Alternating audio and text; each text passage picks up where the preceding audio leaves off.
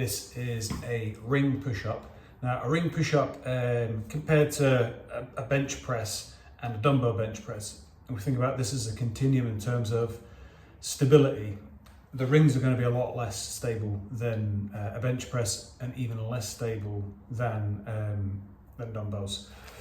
That's because you're suspended on the rings, and there's a lot more room for movement in these rings, as well as you're going to have to stabilize your whole body weight the whole time. Whereas dumbbells, when you get to the top, it's pretty easy to stabilize.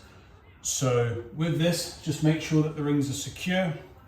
You want to make sure that your body's pretty horizontal to the ground, although you can use that as a regression. I wouldn't recommend going much more than a few degrees of incline, just because it turns it into a different range of motion in terms of pressing.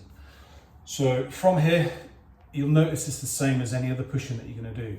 The big thing that happens is that when we push, we want to make sure that our elbows are in beside our body as opposed to flaring out to the side.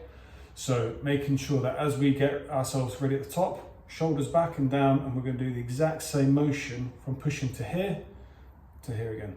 The nice thing about the rings is that it allows our hands to move where we want them to move. Whereas in a barbell, we're kind of fixed with the actual bar itself. So for this, we can actually get a little bit of movement. So we're going to start the top position, shoulders back and down. As we move down, we push all the way down to the bottom. So we want to get our hands in line with our chest. Although if we're having issues with our shoulders, you can limit the depth a little bit. And then from there, pushing right the way to the top again.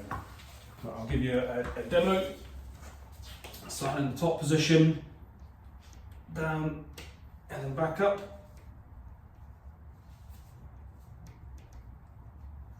Now, what's going to make this more difficult in comparison to your bench presses and your dumbbell bench presses is that you're going to be supporting your body weight as well. So it's also going to challenge the core. And now to progress this, if you can do reps, and it's pretty easy, you can start to load that with a weights vest to make it more challenging.